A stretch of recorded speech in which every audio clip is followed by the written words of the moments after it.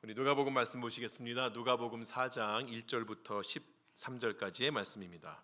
누가복음 4장 1절에서부터 13절까지 말씀입니다.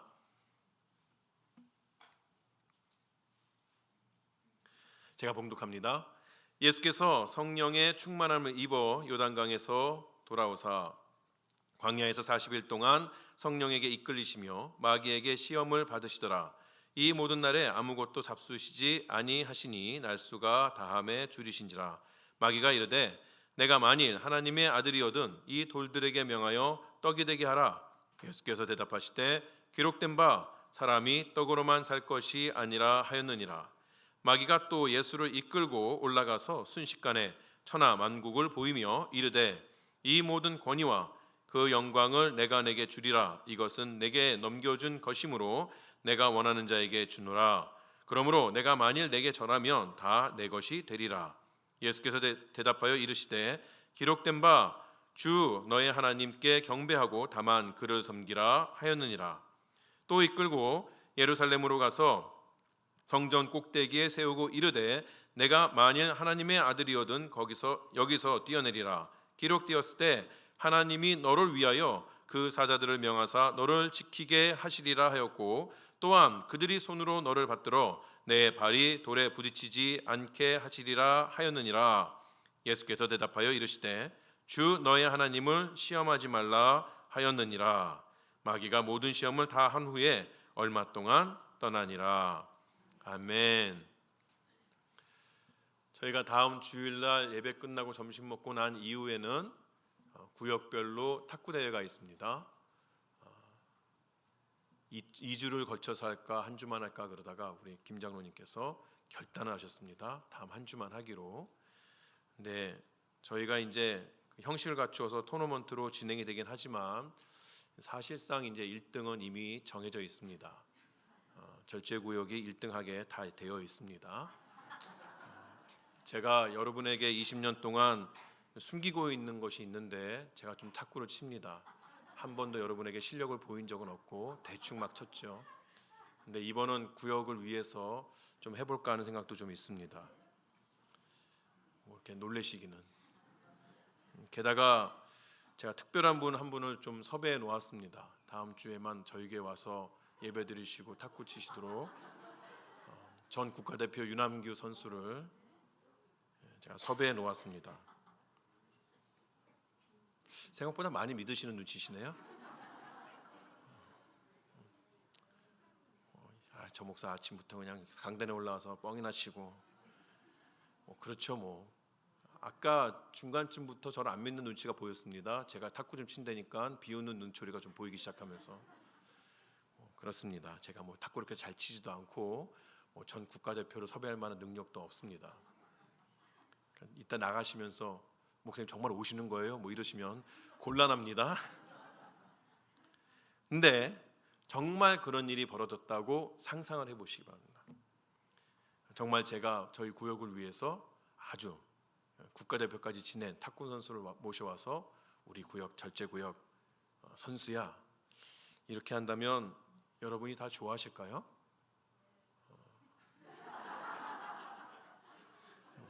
그저 승부에 아무 관련이 없는 한번 하루 잘 재밌게 지내는 것만으로 만족하는 그런 분도 계시면 상관없겠죠. 그리고 여러분들 중에 좀 억울한 마음이 있을 수도 있을 것 같아요. 우승을 늘 노리고 계시는 군산 스매싱 박 장로님 같은 경우는 마음에 좀 억울해하시지 않을까 이런 생각도 해봅니다. 맞는 말이죠. 갑자기 어느 순간 딱 들어와서 탁구 대회에 참석하겠다 이러면은 마음이 좀 불편하지 않겠습니까? 그래서 이 사람을 어떻게든 빼놔야겠다, 아니면 이 사람을 어떻게든 무력화시키면 되겠다, 그렇게 생각할 수가 있는 것이죠. 그럼 둘 중에 하나만 하면 됩니다. 정말 이 사람이 잘 치는 사람이냐만 확인하면 되죠. 그죠? 알고 봤더니 다 뻥이었다. 탁구 전 국가대표는커녕 라켓 한번 잡아본 사람은 없었다. 그럼 여러분 마음 되게 편하시죠? 그 사람이 끼던 말던 저 사람이 끼는 것이 우리 구역에 더 도움이 되겠다 싶으니까 괜찮을 겁니다. 그런데 정말 그 사람이 탁구 대표였다. 그럼 어떡하지요? 그럼 실력에 대해서는 우리가 어떻게 따져볼 바가 없으니까 그 다음을 따지는 거죠. 어떻게 저 사람이 절제구역의 선수가 될 수가 있겠느냐? 우리 교인 맞느냐? 우리 교인을 하더라도 왜 절제구역에 들어가야 되느냐? 이런 것을 끝까지 물고 늘어져서 그 사람이 참가할 수 없도록, 그렇게 하면 아무리 그 사람이 잘하는 사람이라 하더라도 우리가 하는 탁구대회와는 전혀 관계가 없는 것이죠. 하나님의 아들이 이 땅에 태어나셨습니다. 사단에게는 큰일이 벌어진 것이죠. 사단은 늘 이 땅 가운데서 죄인들만 상대해 왔습니다. 그의 능력을 이길 만한 사람이 아무도 없었던 것이에요. 그런데 이제 이 땅에 진짜가 나타난 것이죠. 그는 사단의 권세를 꺾고 그 아래 신음하는 사람들을 구하기 위해서 태어나신 분이십니다. 그 구원의 길을 이루기 위해서 하나님의 아들 예수 그리스도께서는 두 가지 면을 갖추셔야 되는데, 참된 하나님이시면서 동시에 참된 인간이셔야 했던 것이죠. 어느 한쪽도 거짓이거나 부족함이 있어서는 안 됩니다. 참된 하나님이시며 참된 인간이셔야 우리를 구원할 수 있는 구원자가 되시는 것이에요. 사단도 이 사실을 알았습니다. 우리가 오늘 보려는 그 말씀은 누가복음 4장의 말씀입니다. 지난주에 저희가 3장 앞부분에 있는 세례 요한에 대한 이야기를 보았는데, 그 3장 뒷부분에 보면 예수님께서 세례를 받으시는 부분과 그 이후에 누가가 예수님의 족보에 대해서 쭉 이야기하는 그러한 부분들이 나옵니다. 제가 설교로서는 그 두 부분을 뛰어넘고 있지만, 예수님의 세례 그리고 예수님의 족보, 오늘 우리가 보고자 하는 이 광야에서 예수님이 시험 받으신 것, 이 세 가지는 하나의 공통점이 있는데, 그 공통적인 것은 하나님의 아들이라는 면입니다. 예수님의 세례와 족보를 통하여서 예수님께서는 진정한 하나님의 아들, 그분 자체가 하나님이신 것을 분명하게 보이셨고, 천사도 성부 하나님의 음성도 그것을 확실하게 확증하여 주었습니다. 이제 예수님께서 참되신 하나님이시라는 것을 누구도 부인할 수는 없는 것이죠. 물론 이 이후에 사람들이 예수님을 만나면서 계속해서 그분이 참된 하나님이냐에 대해서 믿기도 하고 배신하기도 하고, 그리고 많은 사람들은 결국에 그분이 참된 하나님이라는 것을 다 저버렸지만, 적어도 사단에게 있어서는 더 이상 예수 그리스도께서 참된 하나님이시라는 것을 부인할 수 있는 방법은 없어진 것이죠.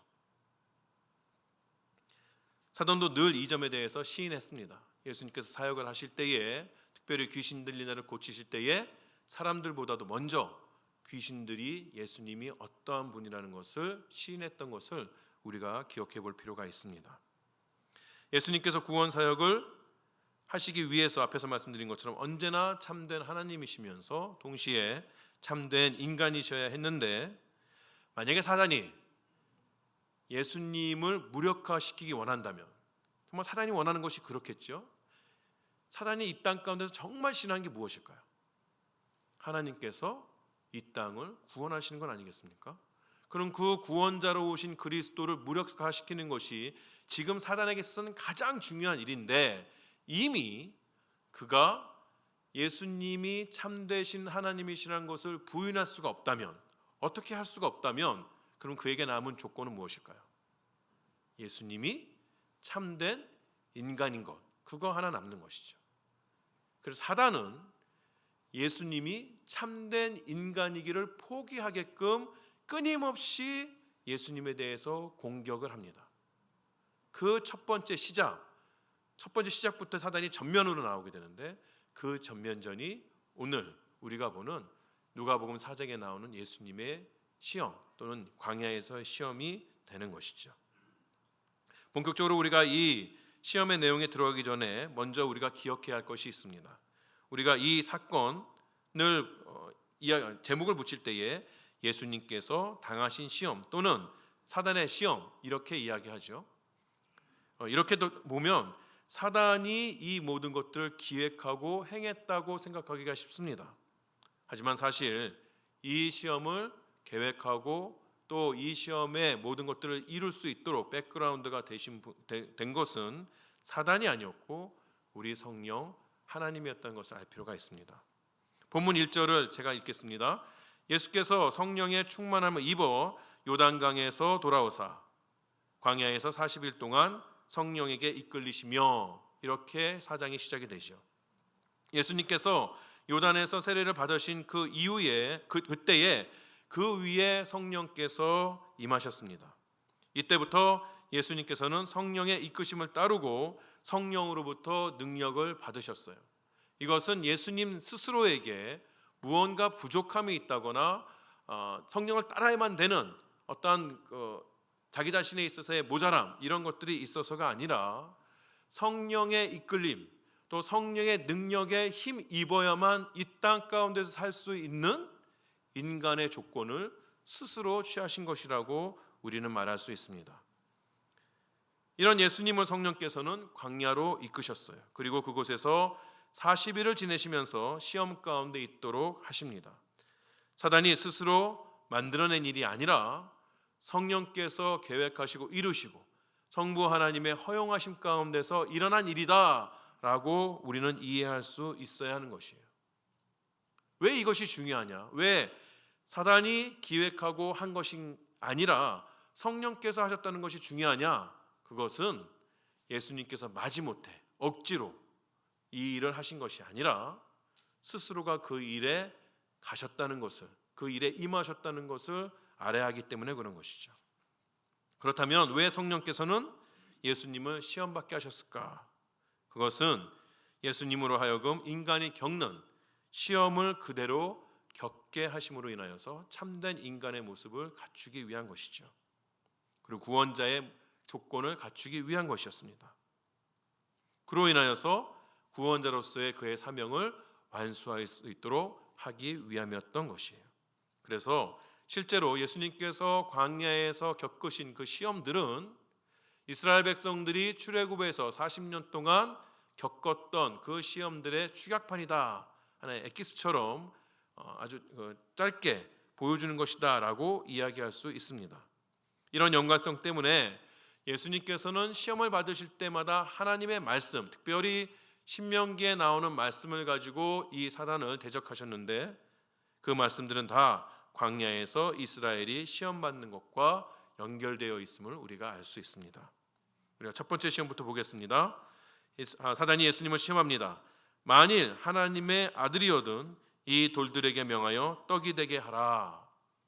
여기 이제 만일이 나오는데, 이 만일이라는 것은 사단이 예수님이 정말 하나님의 아들인지 아닌지 몰라서 그렇게 이야기하는 것은 아닌 것이죠. 제가 어느 분에게 가서 정말 당신이 돈이 많다면 저한테 $100 줘보세요. 이건 제가 그분이 돈이 많고 적음을 몰라서 그러는 걸까요? 아니면 $100를 뺏기 위함일까요? 그죠? 뺏기 위함이죠. 그 사람이 많은 것 자체를 제가 의심하는 것은 아닙니다. 사단이 예수님을 시험할 때 만일이라고 붙이는 것은 그런 의미가 있는 것이죠. 다시 말해서 사단은 예수가 하나님의 아들이라는 사실을 부정하는 것이 아니라 예수님으로 하여금 하나님의 아들의 능력을 남용하도록 꼬시는 것이죠. 자극하는 것입니다. 사실 40일 동안 금식을 했다면 이건 그냥 단순히 배고프다 정도가 아니죠. 여러분은 제일 오랫동안 굶어 보신 적이 며칠이신가요? 부끄럽게도 저는 금식을 3일 이상 해본 적이 없습니다. 한 끼 금식은 40일도 하고 많이 했으나 하루 종일 굶는 금식을 그렇게 많이 해보진 않았어요. 근데 금식하시는 거 보면 때로는 정치권에서 단식 이런 거 한번 보면 40일 정도 되면 거의 인간의 목숨이 하루하루가 위험하다 그러죠. 언제 어떻게 되어도 이상하지 않은 정도가 40일의 금식입니다. 이럴 때에 하나님께서, 예수 그리스도께서 자신의 능력을 사용하여서 떡을 만드는 것은 어찌 보면 합리적이고 타당한 것처럼 그렇게 생각이 되는 것이에요. 그리고 예수님께서도 자신의 신적인 능력을 사용하셔서 양식을 만드신 적이 있었어요. 언제죠? 오병이어의 사건. 그죠? 오병이어의 사건은 기적입니다. 하나님의 아들이 그의 신적 능력으로 베푸신 기적이에요. 그러나 오병이어의 사건은 예수님께서 스스로를 위하여서 하신 일은 아닌 것이죠. 이 땅에 굶주린 자, 억눌린 자들의 배고픔을 채우기 위해서 정말 그가 생명의 양식이라는 것을 보여주시기 위해서 행한 것이 오병이어의 기적인 것이지 자기 자신의 배고픔을 위하여 하신 것은 아니었다는 것이에요. 지금 돌로 떡을 만드는 것은 자신의 원초적인 필요까지도 하나님께 의지해야 하는 그러한 인간의 모습은 내어 던지고 당신이 가지고 있는 그 신적인 능력을 사용하여서 너의 필요를 채우라. 더 이상 인간으로 살지 말고 그냥 신으로 살라고 하는 사단의 유혹이었던 것입니다. 이에 대해서 예수님께서는 인간의 모습으로 사단에게 대답하십니다. 4절 말씀입니다. 예수께서 대답하시되 기록된 바 사람이 떡으로만 살 것이 아니라 하였느니라. 이 말씀은 신명기 8장 3절의 말씀을 인용한 것입니다. 신명기 8장 3절에서 너를 낮추시며 너를 줄이게 하시며 또 너로 알지 못하며 조상들도 알지 못하던 만나를 내게 먹이신 것은 사람이 떡으로만 사는 것이 아니요 여호와의 입에서 나오는 모든 말씀으로 사는 줄을 내가 알게 하려 하심이니라. 하나님께서 이스라엘 백성들을 애굽에서 끌어내셨습니다. 그리고 광야로 이끄셨어요. 그런 다음에 이스라엘이 굶주릴 때까지 기다리셨습니다. 이스라엘 백성들이 애굽에서 가지고 나온 것들 2달 반 정도 광야에서 있다 보니 다 떨어져 버렸습니다. 이제는 굶주리기 시작하는 것이죠. 굶주리기 시작할 때 그들은 겸손한 마음으로 하나님 앞에 떡을 달라고 요구한 것이 아니라 불평하기 시작했습니다. 그때에 하나님께서는 일반적인 양식이 아니라 신령한 음식인 만나를 그들에게 먹여주시는 것이죠. 그것도 그들이 광야에서 머물렀던 40일 동안 안식일을 빼고 매일마다 아침마다 그 양식을 부어주십니다. 하나님께서 그렇게 하신 일이 무엇입니까? 왜 그렇게 하셨을까요? 이스라엘 백성들로 하여금 그들의 이 땅 가운데 살아나아가는 것은 떡으로 사는 것이 아니고 하나님의 은혜로 사는 것이다. 하나님의 약속으로 사는 것이다. 하나님의 말씀 가운데 사는 것이라는 것을 분명하게 보여주기 위하여서 그렇게 하셨던 것이죠. 아무리 우리가 굶주린다고 하여도 떡이 우리 삶의 중심이 될 수는 없는 것이에요. 하지만 우리의 삶에 있어서 떡이 중심에 있지 않습니까? 맛있는 것을 먹으러 가기 위해서는 1시간, 2시간 운전해가서 갔더니 맛집이라 또 1시간 기다려가면서 그래도 먹으면 그 들어서 탁 먹는 순간 마음에 뿌듯함이 오죠. 나도 이거 먹었다. 그렇게 할 수 있는데 성경을 읽기 위해서는, 교회를 봉사하기 위해서는, 이웃을 돕기 위해서는 그 1시간 내기가 너무나도 바쁜 그러한 삶을 살고 있는 것이죠. 목사님 전 다행입니다. 저 먹을 것에 그렇게 연연하지 않아요. 여기서 말하는 떡이 꼭 음식만 말하는 것이겠습니까? 우리의 원초적인 욕구를 채우는 모든 물질을 다 떡이라고 말할 수 있지 않을까요? 요즘처럼 물질 만능주의 사회에서는 더 사람들의 마음의 중심에 차지하고 있는 것들이 떡이 아닐까요? 나에게 더 많은 떡이 주어진다면 나의 인격, 다른 사람들의 존엄함, 이러한 것들도 서슴없이 망가뜨릴 수 있는 그런 사회가 우리의 사회 아닐까요? 우리에게 있어서 떡의 유혹은 결코 작은 것이 아닙니다.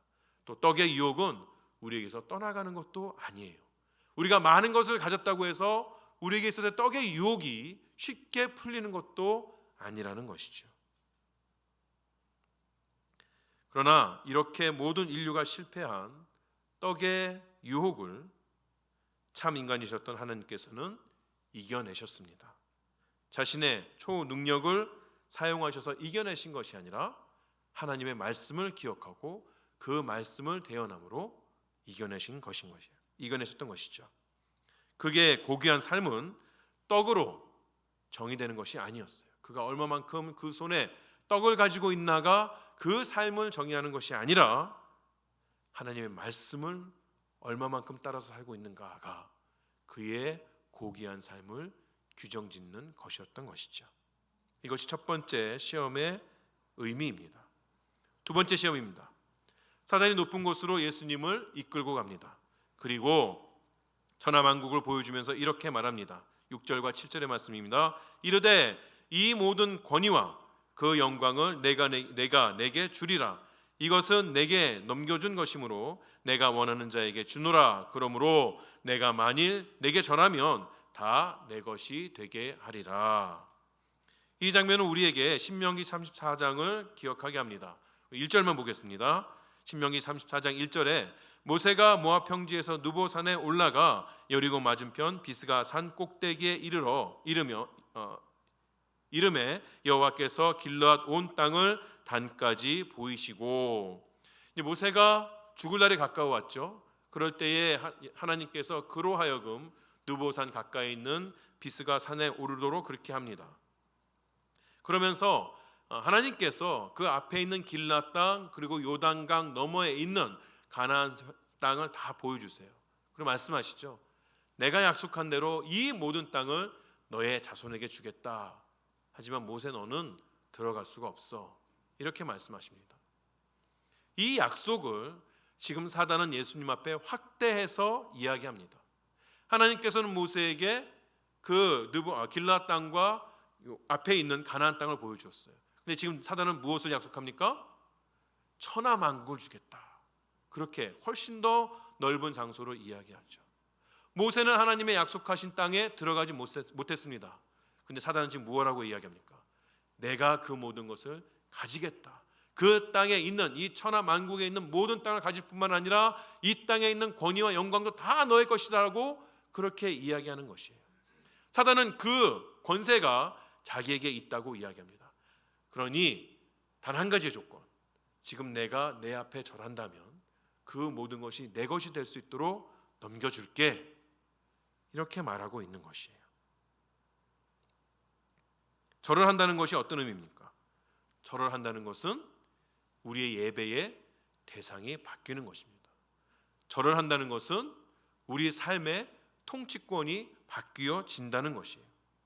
사단은 자신에게 딱 한 번만 절하면 하나님께서 자신에게 넘기신 세상의 모든 영광과 권위를 예수님에게 넘겨주겠다고 그렇게 이야기하고 있는 것이에요.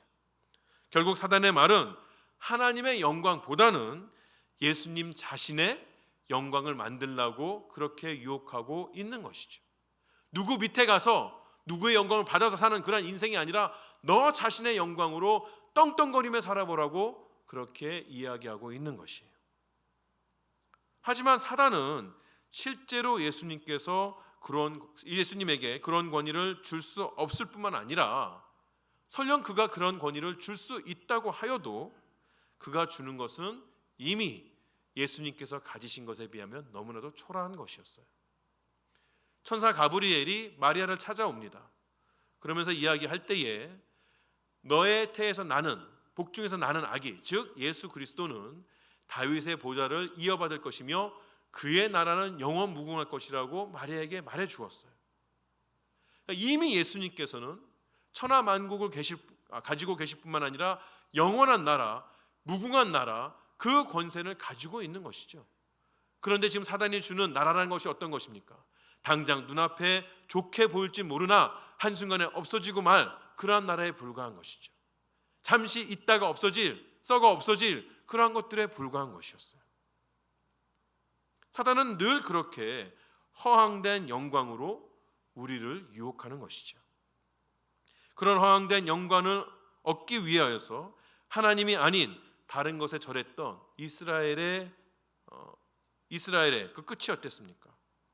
주어진 것은 한순간의 영광도 아니었고 매우 비참한 결과만 그들에게 남았을 뿐이에요. 이스라엘이 하나님의 율법을 받기 위해서 시내산에 머무르게 되죠. 모세는 시내산에 올라가서 이제 하나님과 대면하여서 이스라엘이 지켜야 할 율법들을 받고 있습니다. 오랫동안 기다려도 모세가 내려오지 않자 사람들에게 동요가 일어났던 것이에요.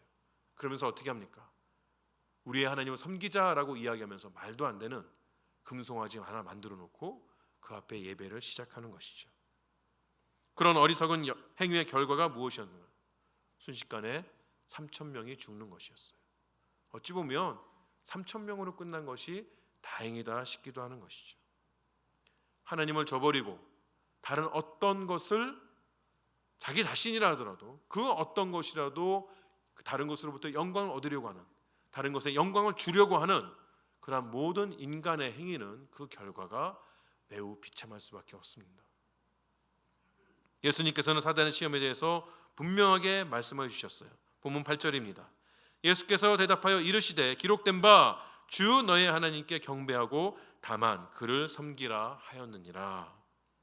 인간은 다른 어떤 것이 아니라 오직 하나님만 경배할 때 그 인생이 최고점에 오를 수가 있는 것이에요.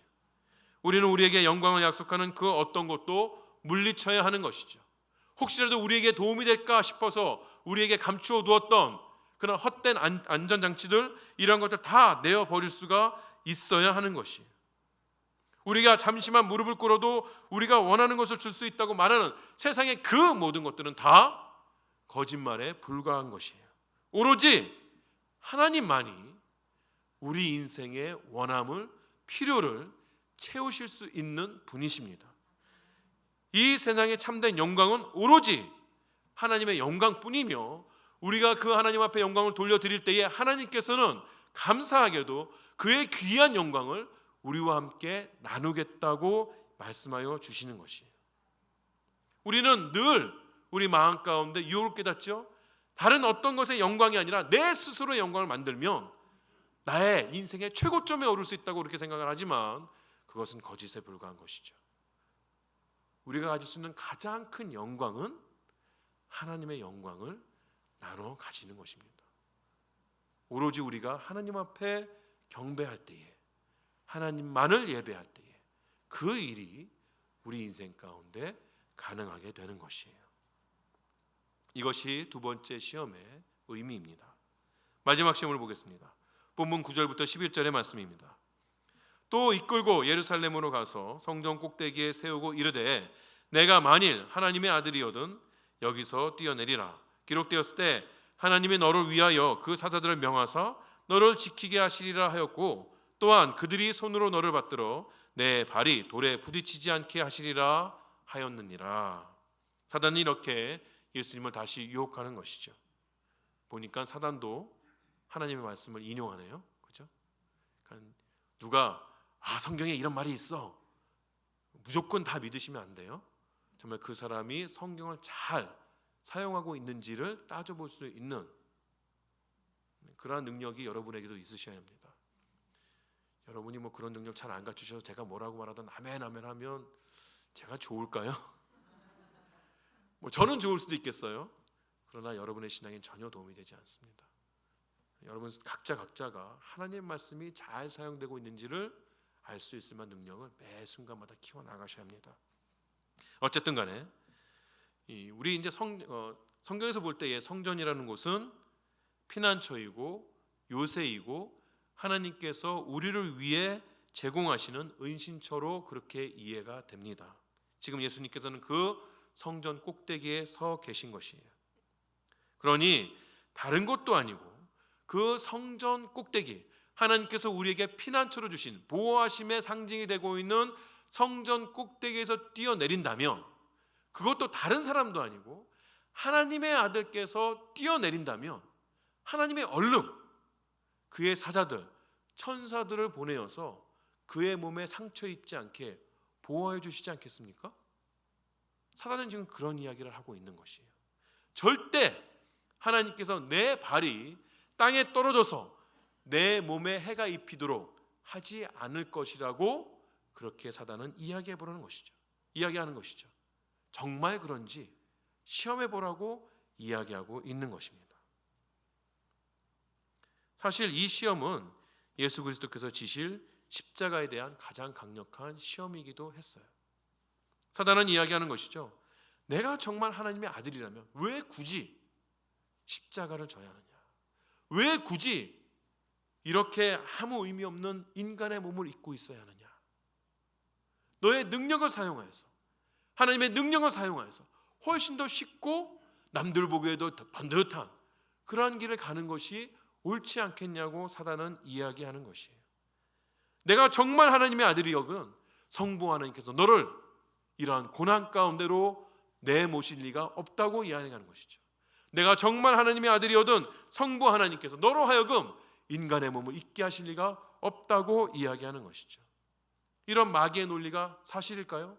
정말 하나님께서 우리를 사랑하신다면 우리로 하여금 어떤 고난도 어떤 해도 입히지 않도록 늘 그렇게 이끄실까요? 놀란드라는 그런 분이 이렇게 말했습니다. 정말 마귀의 논리가 사실이라면 이 땅 가운데 순교자는 없어야 한다. 이러한 사단의 유혹에 대해서 예수님의 대답이 무엇이었습니까? 12절에 보면 예수께서 대답하여 이르시되 주 너의 하나님을 시험하지 말라 하였느니라. 하나님을 시험하는 것은 기본적으로 우리를 구원하고자 하는 그분의 뜻을 진지하게 받아들이지 않는 것을 의미합니다. 하나님을 시험하는 것은 우리에게 약속하신 것을 성취하시는 하나님의 능력과 신실하심의 의문을 제기하는 것이에요. 하나님을 시험하는 것은 우리를 가장 좋은 길로 인도하시기 위하여서 필요한 하나님의 지혜에 대해서 불신하는 것입니다. 하나님을 시험하는 것은 우리를 향한 그분의 끝없는 사랑에 대해서 의심하는 것이에요. 이런 의심은 언제나 우리 마음 가운데 일어나는 것이죠. 우리 삶에 우리가 원하지 않는 일들이 일어날 때에 우리가 아무리 생각을 해봐도 이해되지 않는 그러한 일들이 일어날 때에 우리는 하나님을 시험합니다. 주께서 말씀하신 것, 주께서 약속하신 것을 믿지를 못하는 것이에요. 이런 의심이 어쩌면 정당하게 보이죠. 이런 상황 가운데서 어떻게 내가 하나님을 믿고 따르겠는가. 그러나 그런 의심은 우리를 더욱더 철저하게 파괴해 나갑니다. 하나님이 왜 십자가에 달리신 아들을 구해주시지 않았을까요? 예수님께서는 왜 그를 비난하는 사람들의 말씀 이야기처럼 자기 자신을 구하시지 않았을까요? 예수님께서 자신을 구하지 않으신 것은 아버지께서 자신의 사명을 완수하기 위해서였지 그 자신이 무능력해서 자신을 십자가에 내버려 두신 것이 아닌 것이에요. 하나님께서 자신의 아들을 구하지 않은 것도 우리를 위한, 인류를 위한 그의 뜻을 이루기 위한 것이라는 것을 우리는 이해할 수가 있어야 하는 것이죠. 사단은 예수님이 성전에 뛰어내릴 때 그의 사자, 즉 천사들을 보내셔서 그를 보호할 것이라고, 예수님을 보호할 것이라고 말했습니다. 정말 예수님께서 십자가에서 고통을 당하실 때, 우리가 누가복음 22장을 보면 예수님께서 십자가에서 고통을 당하실 때 천사가 하늘에서부터 내려옵니다. 그런데 그 천사가 무엇을 했는지 아세요? 그 천사는 예수님을 십자가에서 끌어내리는 것 대신에 예수님께서 그 시간을 잘 버티실 수 있도록 그에게 힘을 더하여 줍니다. 그때 예수님의 고통은 말할 수 없었겠죠. 성부 하나님의 마음은 아프시지 않았을까요? 예수님의 그 시종을 드는 십자가에 못 박힌 예수님에게 힘을 더하고 있는 천사의 마음은 또 어땠을까요? 모든 것이 다 쉬운 일은 아니었습니다만, 그러나 자기 자신을 내어주어서 어둠 가운데 있는 백성들을 살리려는 그 하나님의 선한 뜻을 이루기 위해서 그는 인간으로서 그 십자가에 달려 계신 것이고, 충분히 그의 능력으로 십자가에서 내려올 수 있었으나 버티고 또 버티셨던 것이죠. 우리의 인생도 마찬가지입니다. 우리의 인생의 어려움 중에는 이해하기 힘든 것도 있고, 하나님 꼭 이렇게까지 하셔야만 하나, 그런 것들도 일어나게 마련이에요. 하지만 그 가운데 분명한 하나님의 뜻이 있음을 우리가 기억해야 하는 것이죠. 하나님께서 우리를 연단하시는 것은 우리를 정금과 같게 하셔서 그리스도께서 영광을 나타내실 때에 우리로 즐거워하고 기뻐할 수 있도록 그렇게 하시기 위한 하나님의 큰 뜻이 있다는 것을 믿어야 하는 것이에요. 하나님을 시험해서는 안 됩니다. 하나님의 사랑을 의심해서도 안 되는 것이에요. 우리는 지금 하나님께서 친히 인간의 몸을 입으시고 악한 자의 시험을 인간의 모습으로 견디고 계시는 모습을 보고 있습니다. 이것이 다 무엇 때문에 그렇습니까? 우리의 첫 아담이 실패한 대가를 치르기 위함인 것이죠. 그 이후에 모든 인간들이 사단의 유혹에 넘어가서 죄 가운데 있는 그것을 구해내어 주시기 위함인 것이죠. 이토록 우리를 사랑하시는 하나님이십니다. 그런 하나님을 우리가 계속 의심해야 할까요? 이것이 예수님의 세 번째 시험의 의미인 것이죠. 예수님께서는 이렇게 사단의 시험을 이기셨습니다. 성경은 사단이 예수님을 얼마 동안 떠나 있었다라고 이야기합니다. 이 말은 다시 사단이 예수님에게 돌아와서 그를 더욱더 거세게 공격할 것이라는 뜻이에요. 하지만 괜찮습니다. 사단의 시험 이후에 예수님은 이제 인류를 괴롭히는 그 마귀를, 사단을 공격하실 것이에요. 기적을 행하시는 그 능력을 가진 더 강한 분으로서 사단의 본거지를 습격하게 될 것인 것이죠. 사단은 그가 예수님을 십자가에 못 박은 것이 자신의 최종적인 승리라고 이야기했지만, 예수님께서 십자가에 못 박히신 것은 사단의 최종적인 승리가 아니라 예수님의 최종적인 승리였던 것이죠. 마치 지금 광야에서 그 모든 시험을 이겨내신 것처럼 예수님께서도 그 일을 완수하신 것입니다. 이제 광야에서 예수님께서 시험을 이기셨다는 것은 예수님의 방어가 끝나고 적극적인 공격으로 들어가셨다는 것을 의미하는 것이에요. 예수님은 마귀의 시험에서 완전한 인간으로 드러나셨고, 완전히 인간적인 시험들에 직면하셨고, 또 그것을 이기셨습니다. 그분의 신성에 의한 초자연적인 능력에 의해서 이기신 것이 아니라 성령의 충만함으로 이기셨으며 하나님의 말씀으로 이기신 분이에요. 예수님께서 광야에서 40일 동안 지내시는 동안에 딱 이 3번만의 시험이 있었던 것은 아닙니다. 40일 내내 예수님은 시험 가운데 계셨지만 그 모든 시험을 이겼다고 성경은 우리에게 이야기해주고 계시는 것이죠. 우리에게도 늘 시험이 닥쳐옵니다. 닥치고 또 닥치고 또 닥칩니다. 우리가 한번 사단의 시험을 하나님과 함께 이겼다고 해서 사단이 포기하지 않습니다. 우리가 하늘 문에 들어가는 그 순간까지 사단의 그러한 유혹은, 사단의 공격은 계속해서 있어 오는 것이죠.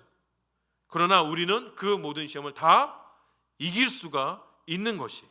어떻게 이기겠습니까? 예수 그리스도께서 받으셨던 같은 성령이 우리와 함께 하시기 때문에 그렇습니다.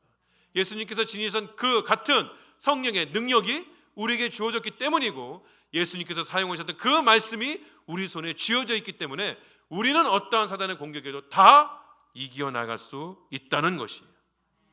성령의 인도를 받고 말씀으로 무장한 우리 또한 주님 앞에, 마귀 앞에 무릎 꿇지 않고 귀한 하나님 앞에 영광을 돌려드릴 수가 있는 것이죠. 이를 이루시는 여러분들 되시기 바랍니다. 여러분에게 어떠한 시험이 다가온다 하여도 주께서 주신 능력으로, 주님께서 우리에게 주신 그 말씀을 가지고 담대하게 이겨나아가는, 마귀에게 담대하게 주의 말씀을 선포하실 수 있는, 그러므로 말미암아 쓰러져 있는 자가 아니라 주님을 향하여 달려나아가는 자가 될 수 있는 여러분 되시기를 주의 이름으로 축원합니다.